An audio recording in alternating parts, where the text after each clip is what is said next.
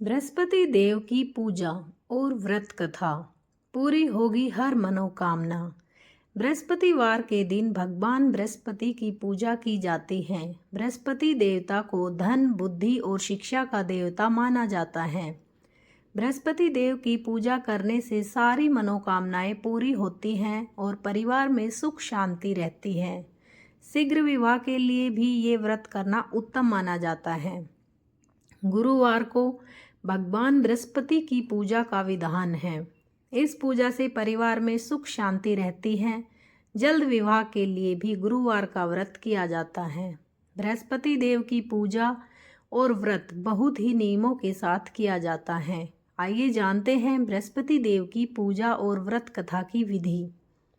गुरुवार की पूजा विधि विधान के अनुसार की जानी चाहिए। व्रत वाले दिन सुबह उठकर बृहस्पति देव का पूजन करना चाहिए। बृहस्पति देव का पूजन पीली वस्तुएं, पीले फूल, चने की दाल, मुनक्का, पीली मिठाई, पीले चावल और हल्दी चढ़ाकर किया जाता है। इस व्रत में केले के पेड़ की पूजा की जाती है। कथा और पूजन के समय मन, कर्म और वचन से शुद्ध होकर मनोकामना पूर्ति के लिए बृहस्पति देव से प्रार्थना करनी चाहिए। जल में हल्दी डालकर केले के पेड़ पर चढ़ाएं। केले की जड़ में चने की दाल और मुनक्का चढ़ाएं। साथ ही दीपक जलाकर पेड़ की आरती उतारें। दिन में एक समय ही भोजन करें। खाने में चने की दाल या पीली चीज़ें खाएं। नमक न खाएं। पीले वस्त्र पहने, पीले फलों का इस्तेमाल करें। पूजन के बाद भगवान बृहस्पति की कथा सुननी चाहिए। प्राचीन काल की बात है, किसी राज्य में एक बड़ा प्रतापी और दानी राजा राज्य करता था।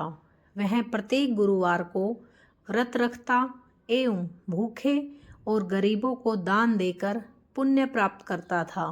परंतु यह बात उसकी रानी को अच्छी नहीं लगती थी।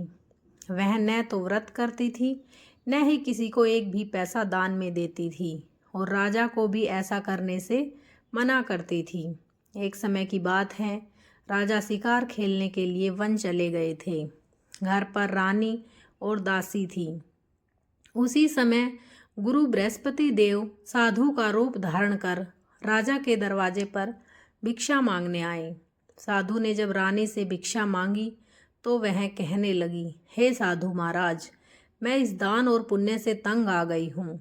आप कोई ऐसा उपाय बताए जिससे कि सारा धन नष्ट हो जाए और मैं आराम से रह सकूं। बृहस्पति देव ने कहा, हे देवी, तुम बड़ी विचित्र हो। संतान और धन से कोई दुखी होता है? अगर अधिक धन है तो इसे शुभ कार्यों में लगाओ। कुंवारी कन्याओं का विवाह कराओ। विद्यालय और बाग बगीचे का निर्माण कराओ, जिससे तुम्हारे दोनों लोग सुधरे। परंतु साधु की इन बातों से रानी को खुशी नहीं हुई। उसने कहा कि मुझे ऐसे धन की आवश्यकता नहीं जिसे मैं दान दूं और जिसे संभालने में मेरा सारा समय नष्ट हो जाए। तब साधु ने कहा, यदि तुम्हारी ऐसी इच्छा है तो मैं जैसा तुम्हें बताता हूँ तुम वैसा ही करना। गुरुवार के दिन तुम घर को गोबर से लीपना, अपने केशों को पीली मिट्टी से धोना, केशों को धोते समय स्नान करना, राजा से हजामत बनाने को कहना, भोजन में मांस मदिरा खाना, कपड़ा धोबी के यहाँ धुलने डालना। इस प्रकार 7 बृहस्पतिवार करने से तुम्हारा समस्त धन नष्ट हो जाएगा। इतना कहकर साधु रूपी बृहस्पति देव अंतर्ध्यान हो गए। साधु के अनुसार कही बातों को पूरा करते हुए रानी को केवल 3 बृहस्पतिवार ही बीते थे कि उसकी समस्त धन संपत्ति नष्ट हो गई। भोजन के लिए राजा का परिवार तरसने लगा।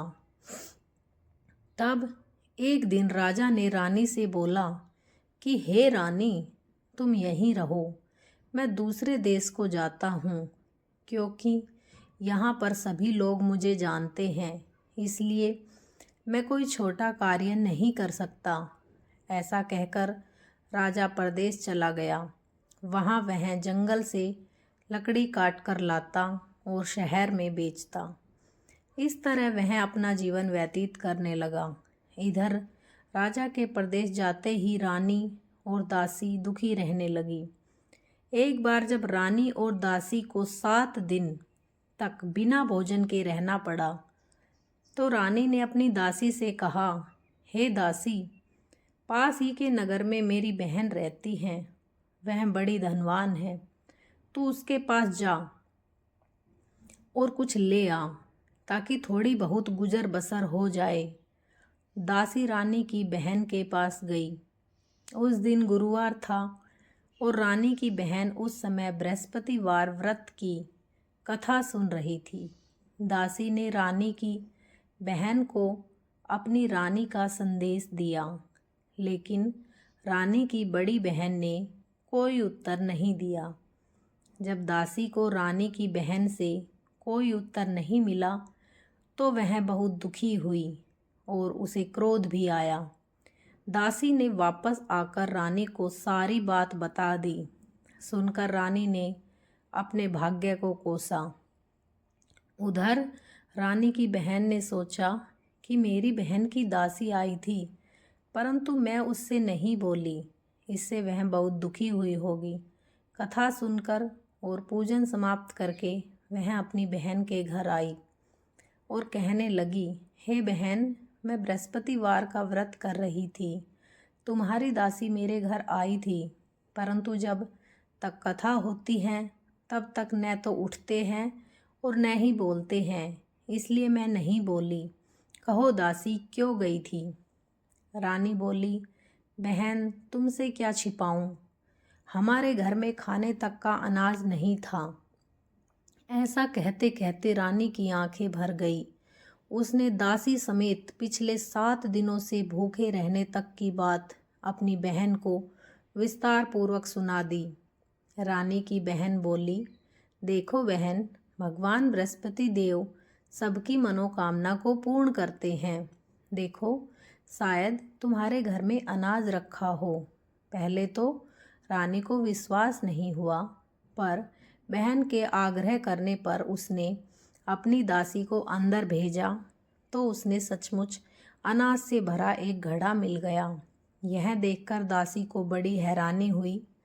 दासी रानी से कहने लगी, हे रानी, जब हमको भोजन नहीं मिलता तो हम व्रत ही तो करते हैं, इसलिए क्यों न इनसे व्रत और कथा की विधि पूछ ली जाए ताकि हम भी व्रत कर सके। तब रानी ने अपनी बहन से बृहस्पतिवार व्रत के बारे में पूछा। उसकी बहन ने बताया, बृहस्पतिवार के व्रत में चने की दाल और मुनक्का से विष्णु भगवान का केले की जड़ में पूजन करें तथा दीपक जलाएं, व्रत कथा सुने और पीला भोजन ही करें। इससे बृहस्पति देव प्रसन्न होते हैं। व्रत और पूजन विधि बताकर रानी की बहन अपने घर को लौट गई। 7 दिन के बाद जब गुरुवार आया तो रानी और दासी ने व्रत रखा। गुड़साल में जाकर चना और गुड़ लेकर आई। फिर उससे केले की जड़ तथा विष्णु भगवान का पूजन किया। अब पीला भोजन कहाँ से आए, इस बात को लेकर दोनों बहुत दुखी थी। क्योंकि उन्होंने व्रत रखा था, इसलिए बृहस्पति देव उनसे प्रसन्न थे। इसलिए वे एक साधारण व्यक्ति का रूप धारण कर 2 थालों में सुंदर पीला भोजन दासी को दे गए। भोजन पाकर दासी प्रसन्न हुई और फिर रानी के साथ मिलकर भोजन ग्रहण किया। उसके बाद वे सभी गुरुवार को व्रत और पूजन करने लगी। बृहस्पति भगवान की कृपा से उनके पास फिर से धन संपत्ति आ गई, परंतु रानी फिर से पहले की तरह आलस्य करने लगी।